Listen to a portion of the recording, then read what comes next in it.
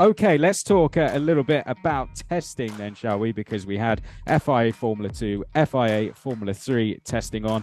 Alice, what did you make of it? I want to start with F2 first of all. Richard Verschoor was fastest overall, but some fantastic things. Very, very close, wasn't it, overall?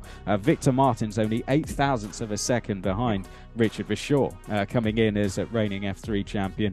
But did anyone looking at those times stand out to you in particular? Any surprises?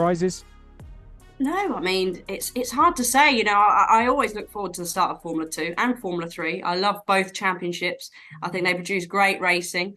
But this year in Formula 2, I'm extra excited because we've got great drivers stepping up. We've got obviously Victor Martins from F3. We've got Ollie Bearman, Arthur Leclerc is stepping up as well. Some amazing drivers. And if I had to pick sort of one driver that seems, if you go sort of through some of the sessions, is Leclerc.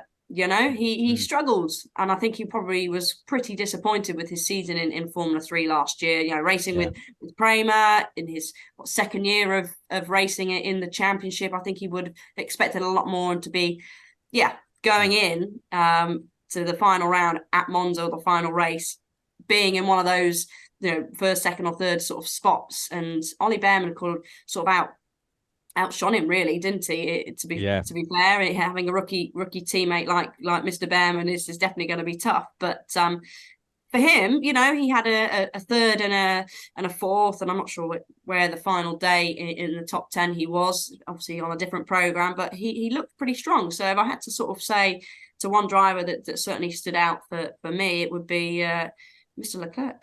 Yeah, and going to FIA Formula 3, of course, all 30 drivers out. The remaining seat was filled by Luke Browning at High Tech as well. An exciting announcement there if it's to come officially. But Gregoire Saucy absolutely dominating when it came to overall times, wasn't it? Almost half a second quicker. Day 2 in the morning was when we saw the quickest times come in. Dino Beganovic, FRECA champion second.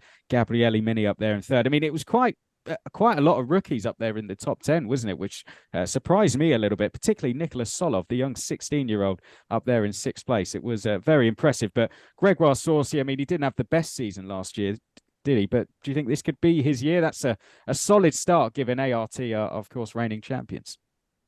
Yeah, I mean, people usually say F3 you need at least 2 seasons. Mr. Bearman, he obviously threw that out, didn't he? So I don't need 2. But yeah, for Gregoire, I mean, I kept checking up on the times and seeing F3 share and go, it's Saucy again. I thought, was this going to be a pattern for the rest of the test sessions? But ART clearly have a strong car. He had a great teammate to learn from last year. And some drives it does take, 2 seasons. I don't think there's no point of rushing up the ladders. Quite a few drivers make that mistake.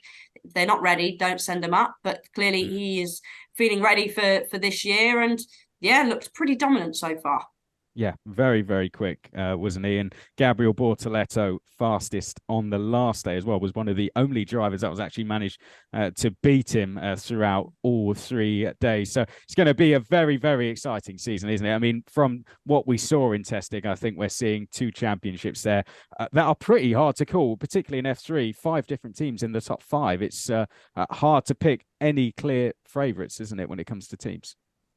Yeah, I mean, they're so competitive, and that's why I love F3 and F2. It's so competitive. The teams have been in the championships for ages, so they know the cars, they know the circuits.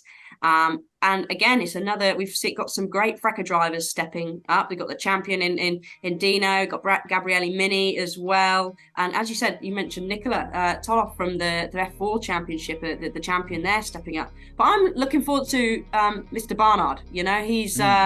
He had a good season last year. He's had a good, I guess you call it, winter series racing in.